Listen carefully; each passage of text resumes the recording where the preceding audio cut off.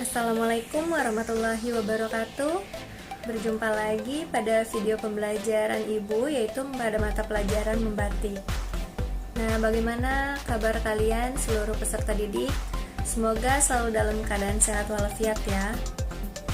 Nah, karena pandemi belum usai, Ibu juga mengingatkan bahwa kalian itu harus selalu menggunakan masker pada saat keluar rumah dan juga membawa hand sanitizer kemanapun kalian berpergian.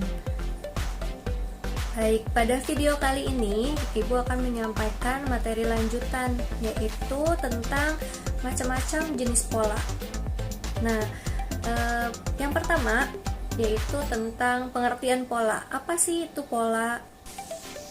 Nah, pola ini merupakan konsep untuk mengatur tata letak ragam hias agar tersusun dan terlihat lebih menarik. Nah, pada pelajaran sebelumnya kalian sudah mempelajari apa itu ragam hias dan macam-macam ragam hias, ya kan?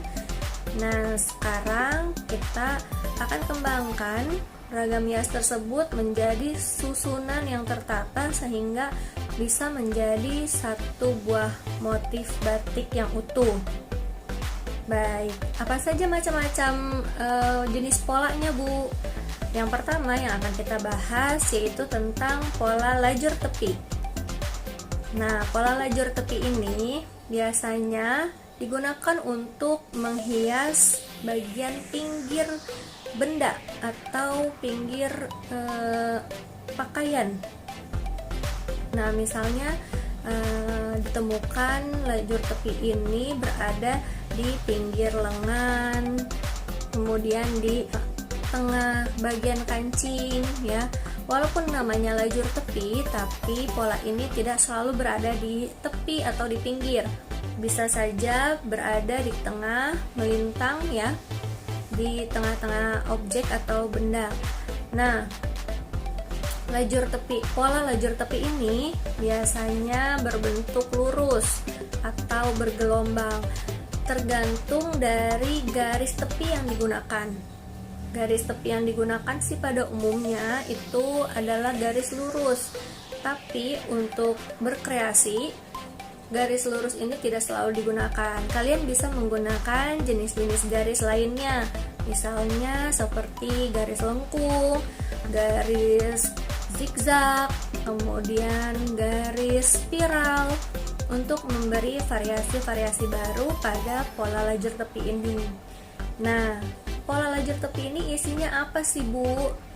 Nah, isi dari pola ini yaitu adalah ornamen ragam hias yang kamu sudah pelajari minggu lalu. Nah, untuk ornamen lajur tepi biasanya menggunakan prinsip pengulangan. Jadi, kalau misalnya kamu mengisi dengan gambar bunga, maka gambar bunga itu akan muncul lagi di gambar berikutnya atau di baris berikutnya. Itu yang disebut prinsip pengulangan. Nah, tadi kita sudah bahas apa itu pola lajur tepi. Nah, yang selanjutnya yaitu ada pola pojok atau pola sudut. Dari namanya aja ini udah jelas ya, pola pojok. Berarti pola ini biasanya posisinya berada di sudut benda atau di sudut objek. Sama dengan pola lajur tepi tadi, ini pola pojok diisi oleh apa sih, Bu? Ya, diisi oleh ragam hias ya.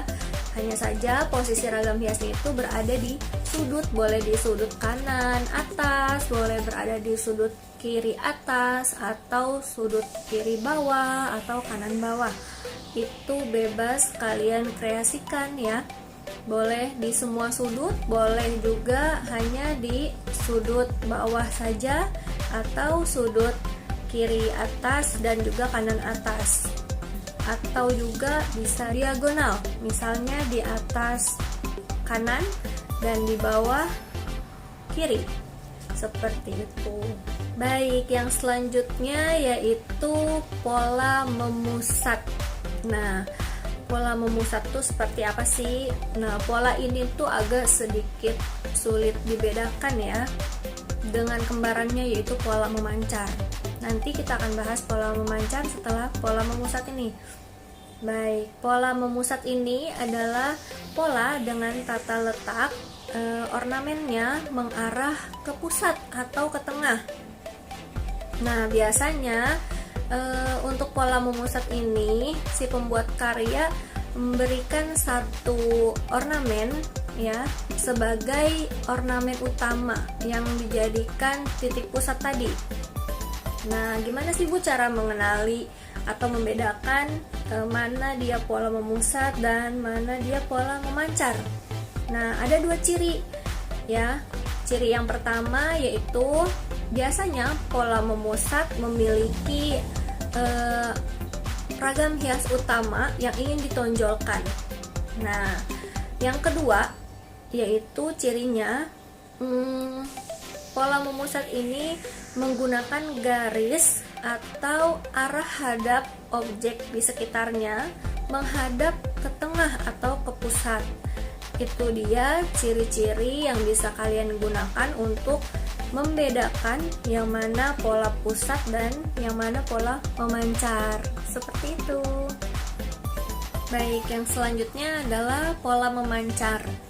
Nah, pola memancar ini merupakan pola kebalikan dari pola memusat.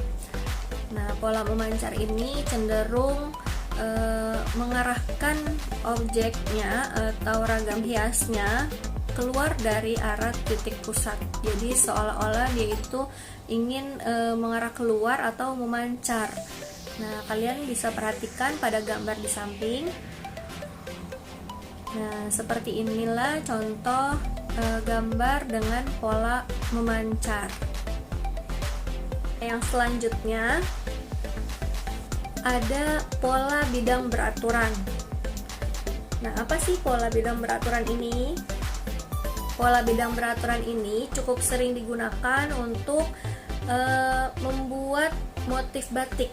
Pola bidang beraturan ini menggunakan kerangka-kerangka bidang-bidang yang digunakan secara berulang-ulang. Nah, bidang-bidang apa aja yang biasa digunakan? Nah, biasanya bidang berbentuk segitiga, kemudian berbentuk segi 4, segi 5, lingkaran, dan lain-lain. Nah, kalian bisa simak contoh dari pola bidang beraturan di gambar di samping ini. Baik, pada kesimpulannya, pola ini adalah merupakan tata letak untuk mengatur keberadaan ornamen-ornamen yang disusun secara rapi ya. Dan pola ini juga memiliki berbagai variasi yang nantinya kalian bisa kombinasikan atau kalian kembangkan sendiri. Untuk informasi lanjutan mengenai tugas nanti akan Ibu sampaikan melalui Google Classroom. Semoga dapat dimengerti ya. Terima kasih. Wassalamualaikum warahmatullahi wabarakatuh.